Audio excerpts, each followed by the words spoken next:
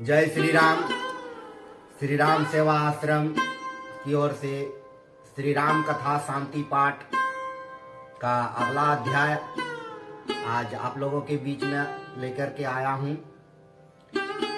आज भरत और राम के बीच में किस तरह से राज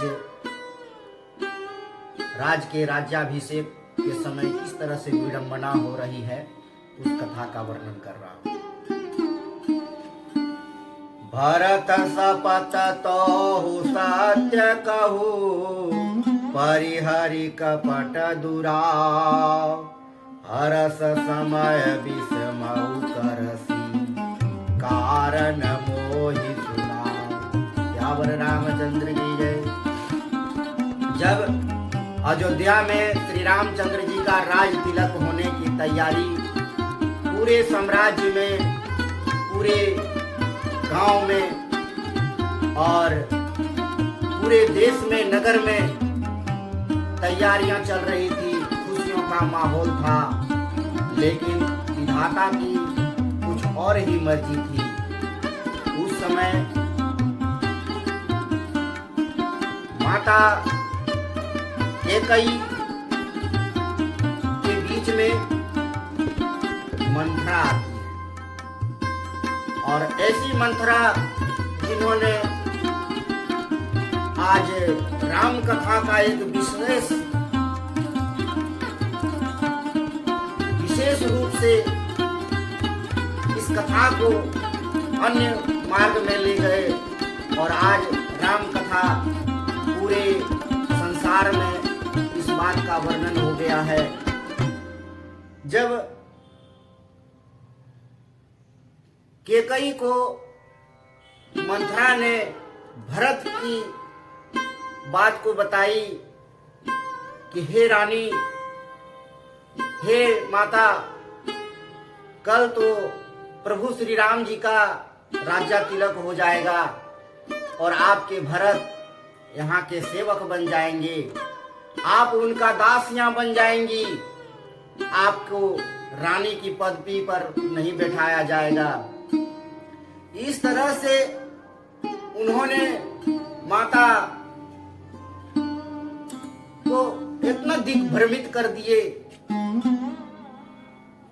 कि उनको समझ में नहीं आया और उसने पूछा, तुझे भरत की सौगंध है, छल कपट छोड़कर सच सच कह, तू हर्ष के समय विषाद कर रही है, मुझे इसका कारण सुना। एक ही पार आस सब पूजी, यब कछु कहब जीव कर पूजी, फेरी जोग कपारु अभागा, भले कहत तू करव उतलागा। मंथरा कहती है, सारी आशाएं तो पूरी हो गई, कहने में पूरी हो गई, अब तो दूसरी जीव लगाकर कहती हूँ, मेरा अभागा कपाल तो फोड़ेंगे ही, भाग्य है जो अच्छी बात कहने पर भी आपको दुख होती है। देखिए किस तरह से माता कैकेयी को भ्रमित करती है।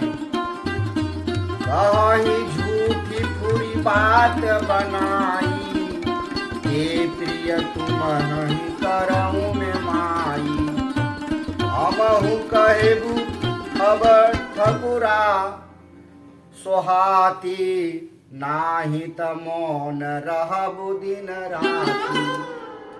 जो झूठी सच्ची बातें बनाकर कहते हैं, हे माई, मैं ही तुम्हें प्रिय हूँ, वे ही तुम्हें प्रिय है, मैं कड़वी लगती हूँ, अब मैं ठकुर सुहाती मुंह देखी कहा करूंगी, नहीं तो दिन रात चुप रहूंगी।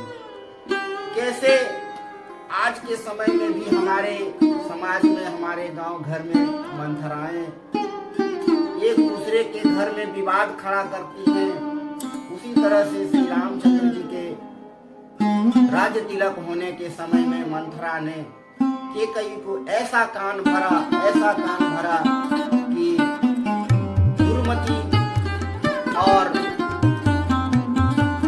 ऐसा माहौल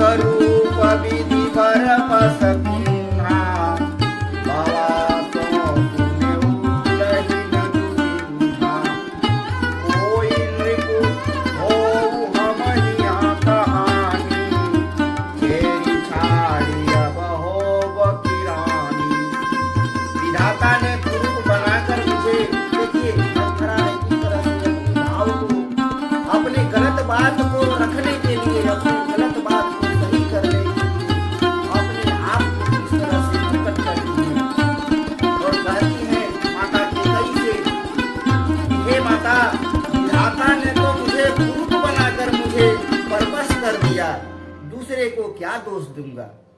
जो बोया सो काटती हूँ, दिया सो पाती हूँ। कोई भी राजा हो, हमारी क्या लाभ और क्या हानि। मतलब देखिए, भगवान रामचंद्र जी को राजा बनने से वो बोल रहे हैं कि रामचंद्र जी बने राजा या भरत जी बने, हमको उससे लाभ या हानि क्या। सोचना तो आपको है कि आपके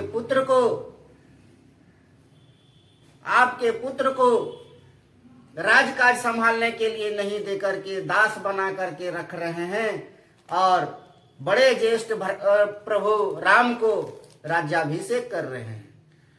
अब उनके मन में, उनके दिमाग में जहर घोल दिए और उनको कंफ्यूज कर दिए, उनको अचंभित कर दिए। जोर जोग सुभाव हमारा, अनभल देखी न जाई तुम्हारा। ताते कछुक बात अनुसारी, क्षमिउ देवी बड़ी चुक हमारी। हमारा स्वभाव तो जलाने ही योग्य है, क्योंकि तुम्हारा अहित मुझसे देखा नहीं जाता। अब देखिए, वो माता कैकेयी को बुरा चीज बोलने के लिए अपने आप को सही कह रहे हैं कि मैं आपका हितैषी हूं।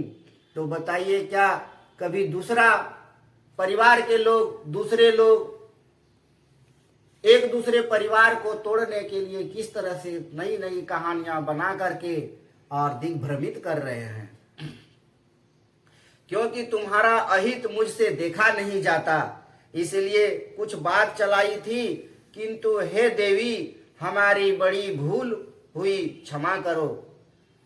तो माता कैकेयी को दिग्भ्रमित करने के लिए कह रही हैं कि हम तो आपके हित के लिए बात कर रहे हैं। तो बताइए, क्या कोई दूसरा आदमी किसी का हित के लिए सोचता है। और इस तरह से कथा को अलग मूवमेंट में, अलग विचार में रख करके माता कैकेयी को दिग्भ्रमित कर रही हैं और धीरे धीरे उनको गलत बोलने के लिए और उनके विचार को अलग करने के लिए तरह तरह की बात कर रही हैं। तो आज के वीडियो में इस तरह है, इतना तक ही। जय श्री राम।